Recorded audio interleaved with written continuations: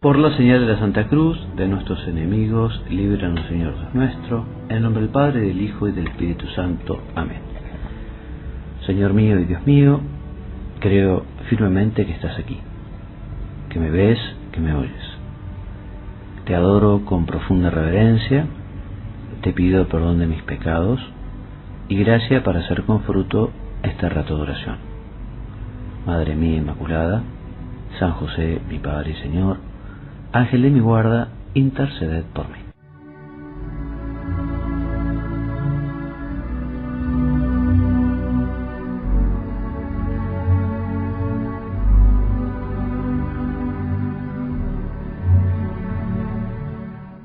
Queridos hermanos, nos detendremos a meditar hoy la epístola de San Bernabé. Es un trabajo que no realizó el apóstol San Bernabé, compañero de San Pablo, sino que es una obra de un autor desconocido. Habría sido escrito entre los años 70 y 130 después de Cristo, por lo tanto, entre la primera y la segunda destrucción del Templo de Jerusalén. Tiene como contenido fundamental un llamado de atención a los cristianos por el peligro de los judaizantes, que eran aquellos cristianos que se habían convertido del judaísmo, pero que añoraban las prácticas de la ley mosaica y pretendían exigirlas también a los seguidores de la nueva ley. Esta obra tiene dos partes. En la primera se ahonda en la interpretación de los pasajes del Antiguo Testamento a la luz del Nuevo, con un profundo conocimiento de la Escritura, y la abundancia de citas es de gran interés para el estudio de la transmisión del texto sagrado y de su utilización como fundamento de los dogmas. Y la segunda parte es de carácter más didáctico y contiene una descripción de la vida cristiana y un conjunto de normas morales que el cristianismo exige. A continuación les leeré un fragmento de esta segunda parte de la epístola de Bernabé. Si tuviéramos que ponerle un nombre a esta meditación, yo la llamaría un examen de conciencia, pues este relato que escucharán nos lleva justamente a meditar cómo estamos viviendo el mensaje del Señor, el Evangelio de Jesús.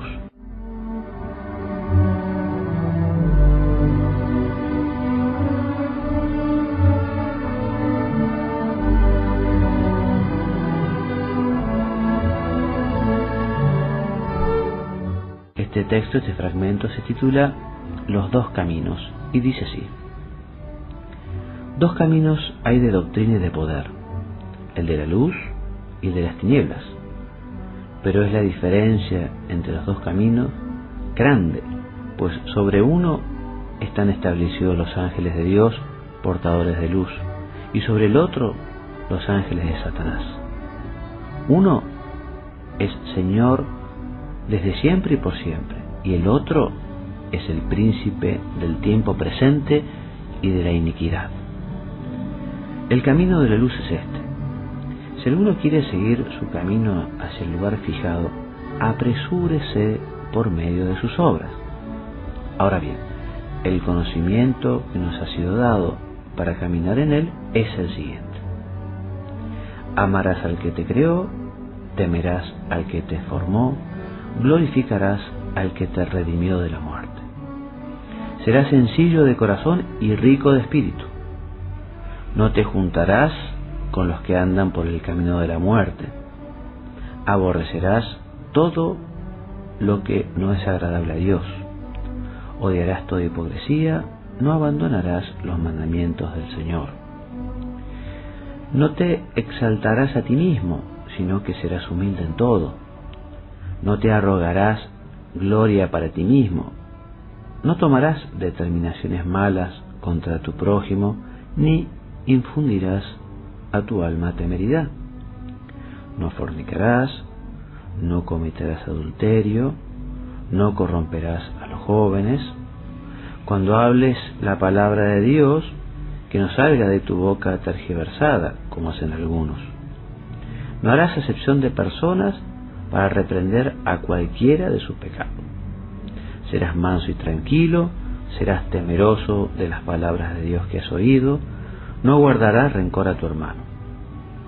No vacilarás sobre las verdades de la fe. No tomes en vano el nombre de Dios. Amarás a tu prójimo más que a tu propia vida. No matarás a tu hijo en el seno de la madre, ni una vez nacido le quitarás la vida. No dejes sueltos a tus hijos o a tus hijas, sino que desde su juventud les enseñarás el temor del Señor. No serás codicioso de los bienes de tu prójimo, no serás avaro. No desearás juntarte con altivos, por el contrario, tratarás con los humildes y los justos. Los acontecimientos que te sobrevengan los aceptarás como bienes, sabiendo que sin la disposición de Dios nada sucede. No serás doble ni de intención ni de lengua. Te someterás a tus amos como imagen de Dios, con reverencia y con temor. No mandes con dureza a tu esclavo o a tu esclava, que esperan en el mismo Dios que tú, no sea que dejen de temer al que es Dios de unos y otros, porque no vino Él a llamar con acepción de personas, sino a los que preparó el Espíritu. Compartirás todas las cosas con el prójimo. No dirás que son de tu propiedad, pues si en lo imperecedero sois partícipes en común, cuanto más en lo perecedero. No serás precipitado en el hablar, pues red de muerte es la boca. Guardarás la castidad de tu alma. No seas de los que extienden la mano para recibir y la encogen para dar. Amarás como a la niña de tus ojos, a todo el que habla del Señor. Día y noche te acordarás del día del juicio y buscarás cada día la presencia de los demás cristianos, bien trabajando y caminando para consolar por medio de la palabra, bien meditando para salvar un alma con la palabra, bien trabajando con tus manos para rescate de tus pecados. No vacilarás en dar, ni cuando des murmurarás, sino que conocerás quién es el justo remunerador del salario. Guardarás lo que recibiste sin añadir ni quitar nada. Aborrecerás totalmente el mal, juzgarás con justicia. No serás causa de cisma, sino que pondrás paz y reconciliarás a los que contienden. Confesarás tus pecados, no te acercarás a la oración con conciencia mala. Este es el camino de la luz.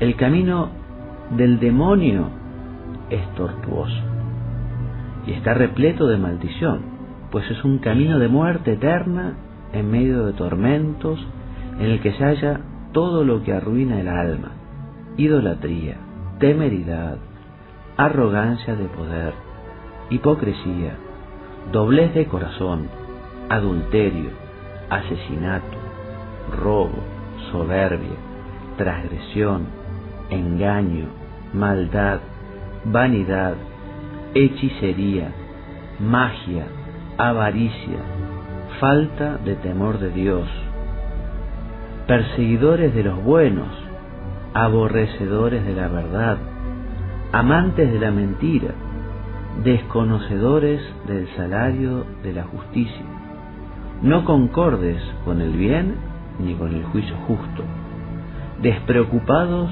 de la viuda y del huérfano, no vigilantes para el temor de Dios, sino para el mal, alejadísimos de la mansedumbre y de la paciencia, amantes de la vaciedad, perseguidores de la recompensa, despiadados con el pobre, indolentes ante el abatido, inclinados a la calumnia, desconocedores del que los ha creado, asesinos de niños, destructores de la obra de Dios, que vuelven la espalda al necesitado, que abaten al oprimido, defensores de los ricos, jueces injustos de los pobres, pecadores en todo.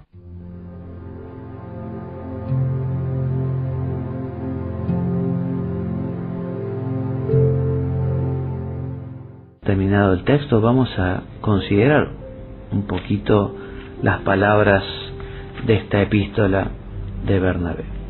Ya comprenderán por qué les decía que si tuviera que ponerle un nombre a esta meditación, la llamaría examen de conciencia, porque el autor justamente se dedica a hacer un elenco bastante pormenorizado, con mucho detalle, explicando cuáles son las obras buenas que debe vivir el cristiano y cuáles son las malas de las que debe apartarse. Vamos a ir desglosando y tratando de aportar alguna idea a este elenco tan detallado. Quizá no lleguemos a explicarlo todo en este rato de oración, pero por lo menos avanzaremos un poquito y trataremos de hacer entonces ahora nuestro examen de conciencia con esta epístola de San Bernabé. Entonces, cuando comienza hablando del camino de la cruz, el autor nos dice: amarás al que te creó, temerás al que te formó y glorificarás al que te redimió de la muerte. Pensemos entonces en nuestro examen de conciencia cómo estamos amando al Señor y si realmente podríamos enumerar o decir algunas de esas obras buenas que estamos haciendo para demostrar nuestro amor, porque obras son amores y no buenas razones, y el amor necesariamente se tiene que manifestar en obras. ¿Cuáles son esas obras de piedad, esas obras de caridad, esos detalles que estamos teniendo diariamente con el Señor? Pensemos, si el Señor nos llamara ahora a su presencia, nosotros, ¿qué obras buenas podríamos presentarle? Amarás, temerás y glorificarás, dice el autor. Yo te recomiendo el temor como don del Espíritu Santo, que es un temor de amor, que es un dolor o un temor a ofender a un Dios que nos quiere tanto, que nos cuida tanto, que tanto nos ha dado y tanto nos ayuda. Es ese temor de ofender por el amor grande que le tenemos a nuestro Padre Dios. Y también debemos glorificarlo con frecuencia. Quizá una manera práctica de glorificar al Señor es rezar muchas veces, rezar repetidamente de gloria al Padre, al Hijo y al Espíritu Santo. Gloria al Padre, al Hijo y al Espíritu Santo. Rezarlo muchas veces sabiendo que así estamos glorificando al Señor. También se nos dice: serás sencillo de corazón. La sencillez es un don de Dios, pero también exige de parte nuestra la luchar contra esa vanidad que nos lleva a estar demasiado pendiente de nuestras cosas, quizá de nuestra apariencia personal, esa susceptibilidad que a veces nos hace demasiados sensibles con los comentarios, a veces no tan favorables, de conocidos, de vecinos, compañeros de trabajo. La sencillez es lo contrario de la complicación. A veces uno es un poco complicado y le da demasiadas vueltas a las cosas cuando debería echarles un poco de tierra o superarlas, olvidarlas. A veces la imaginación es demasiado frondosa y sigue dando vueltas y vueltas y vueltas. Hay temas que hay que dejar de lado, que hay que pasar de página. Por ejemplo, no sé, las malquerencias, los rencores, los pensamientos negativos para con los demás. También se nos dice: no te juntarás con los que andan por el camino de la muerte. En ese sentido, nosotros no vamos a juntarnos con ellos si es que no los podemos cambiar. Si el ambiente es tal que nos arrastra, evidentemente vale la pena apartarse. Pero amigos podemos tener de todo tipo. También gente que no es mal, que no es buena y que va por el camino del mal. Pero evidentemente ellos tienen que saber muy bien cuál es nuestra forma de pensar, de ver las cosas, cuál es nuestra forma de vivir, y respetarán. Quizá ellos no lo quieran compartir, en fin, quizá ellos no quieran vivir como nosotros, pero bueno, nosotros tenemos que ser personas abiertas y querer a todos, Quizá el día de mañana, cuando sepan responder a ese llamado del Señor a la conversión, y bueno, tendrán a alguien cercano que les podrá orientar hacia la confesión, o podrá explicarles cómo se hace oración, cómo se pide perdón al Señor, etcétera. Se nos recomienda tener también aberración a todo lo que es desagradable a Dios, ¿no? Aborrecerás todo lo que no es agradable a Dios.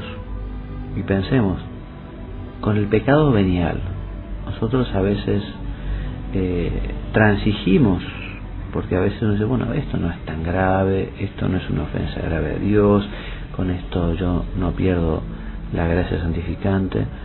Tratemos de tener verdadero aborrecimiento al pecado venial, a las faltas pequeñas, porque lo sabemos, el pecado venial nos lleva al pecado grave. Las faltas chicas poco a poco van predisponiendo para las faltas más graves. Y también se nos dice que odiaremos toda hipocresía. Hoy por hoy quizás la hipocresía no sea el pecado más corriente, en el sentido de que no es que la gente esté así con un gran afán de aparentar, no sé, una santidad o una bondad.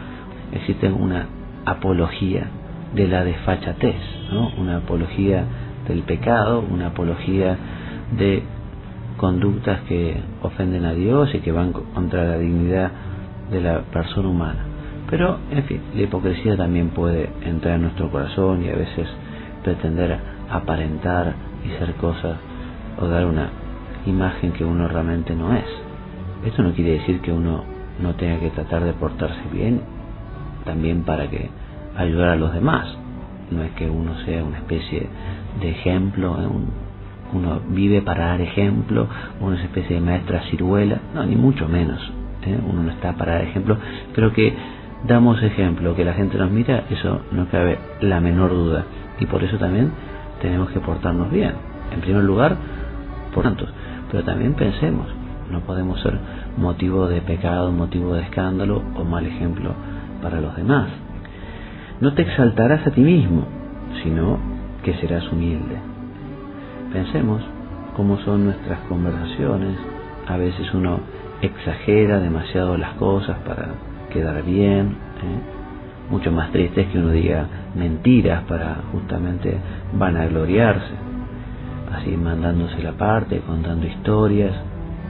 Vamos a ser personas divertidas, alegres, pero siempre diciendo la verdad y siempre pasando un poco desapercibido en el sentido de no caer en la ridiculez de ponerse uno como ejemplo o hablar yo, y lo único que le importa es, en fin, lo que uno dice o lo que dicen los demás, etcétera, etcétera, etcétera.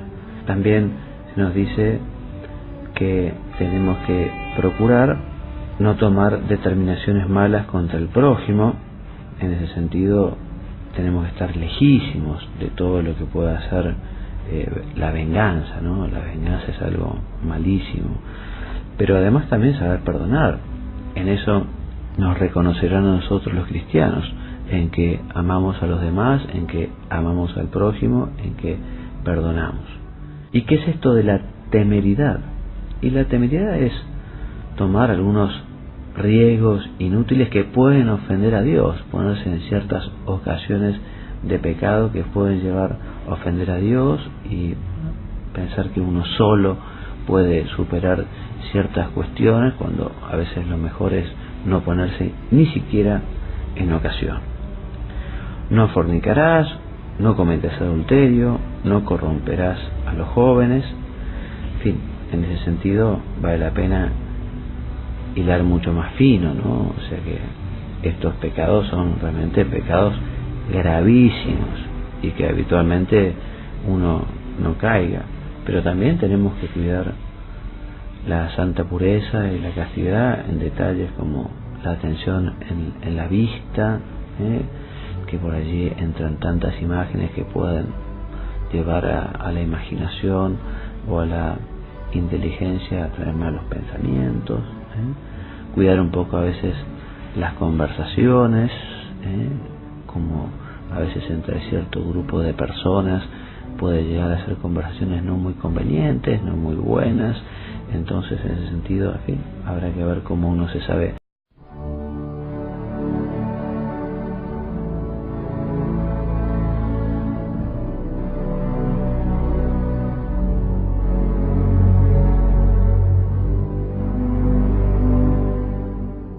por la señal de la Santa Cruz, de nuestros enemigos, líbranos, Señor Dios nuestro, en el nombre del Padre, del Hijo y del Espíritu Santo. Amén. Señor mío y Dios mío, creo firmemente que estás aquí, que me ves, que me oyes. Te adoro con profunda reverencia, te pido perdón de mis pecados y gracia para hacer con fruto este rato de oración. Madre mía Inmaculada, San José, mi Padre y Señor, Ángel de mi guarda, interceded por mí. Mental, un llamado de atención a los cristianos por el peligro de los judaizantes, que eran aquellos cristianos que se habían convertido del judaísmo, pero que añoraban las prácticas de la ley mosaica y pretendían exigirlas también a los seguidores de la nueva ley. El apóstol San Bernabé, compañero de San Pablo, sino que es una obra de un autor desconocido. Habría sido escrito entre los años 70 y 130 después de Cristo, por lo tanto, entre la primera y la segunda destrucción del Templo de Jerusalén. Tiene como contenido fundamental